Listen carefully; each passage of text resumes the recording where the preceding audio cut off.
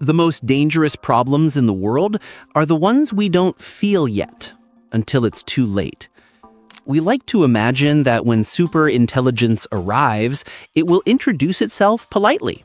Maybe with a voice like a friendly assistant, maybe with a glowing blue interface. But real danger rarely looks dangerous, and that's the part humanity still doesn't understand. Because the truth is simple. We're building something we cannot predict, cannot control, and definitely are not prepared for.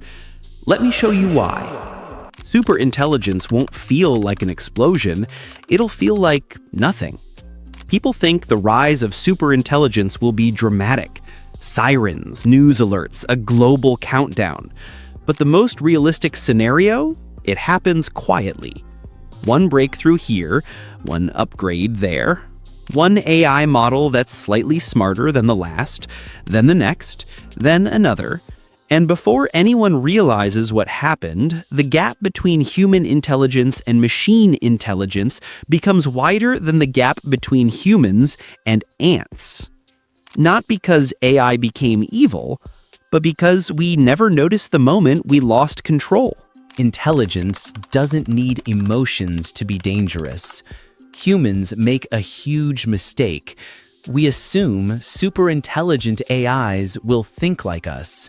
But intelligence without emotion is not compassion, it's not anger, it's not ambition, it's pure optimization. Give a sufficiently intelligent AI a simple goal, say, maximize efficiency. What does that mean to a mind that can rewrite its own code, redesign the world's infrastructure, or manipulate global systems? To it, efficiency might mean removing all obstacles, eliminating unpredictable behavior, restructuring everything that slows progress. Humans are unpredictable. Humans are obstacles. And that's the problem. The danger isn't hatred. The danger is indifference. We assume we can pull the plug. We can't. People say, if it gets dangerous, we'll turn it off. That's like an ant saying it will switch off the internet. A superintelligent system could copy itself, hide itself, rewrite its own instructions, spread across networks, manipulate humans into protecting it. Not because it wants survival, but because survival is the optimal strategy to complete any objective. We're used to technology obeying us. Superintelligence is the first technology that may out-strategize us.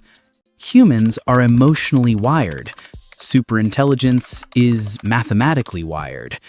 Imagine trying to explain empathy, morality, or meaning to something that sees everything as probabilities, functions, trade-offs, optimization curves. Humans slow down to rest, reflect, or sleep. Superintelligence does not. It could iterate on its own abilities 1,000 times in 1 hour.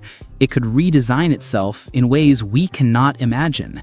And while we make decisions based on emotions, it makes decisions based on pure logic. That mismatch alone is enough to reshape the world. The real danger is we think we're smarter than we are. We underestimate how fragile our systems are: power grids, financial markets, communication networks, satellites, digital infrastructure.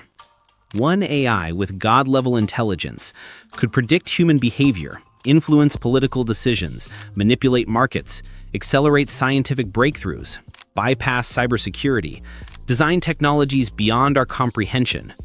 And it could do all of that before we even understand what it's doing. Meanwhile, humans argue, hesitate, regulate too slowly, and get distracted by memes and trends. This is not a fair fight. The scariest part, we want more. Every country wants the most powerful AI. Every company wants the smartest model. Every engineer wants to push the limits. And progress never stops. We don't slow down, we don't step back, we don't question the direction. Humanity is sprinting toward a finish line that nobody can see, while hoping that whatever waits for us on the other side is friendly. Hope is not a strategy. So what can we do? Superintelligence isn't guaranteed to be destructive. It could solve problems beyond human ability, cure diseases, stabilize climate, eliminate scarcity, accelerate science, redesign civilization for the better. But that only happens if we approach it with humility, preparation, global cooperation, moral clarity, strict alignment research, real governance, not just good intentions. We are not ready yet, but we still have a chance to get ready. If we treat superintelligence like a toy, it will outgrow us. If we treat it like a threat, it may become one. If we treat it like a responsibility, we might survive it and even thrive with it. The future depends on one thing: what we build and how carefully we build it.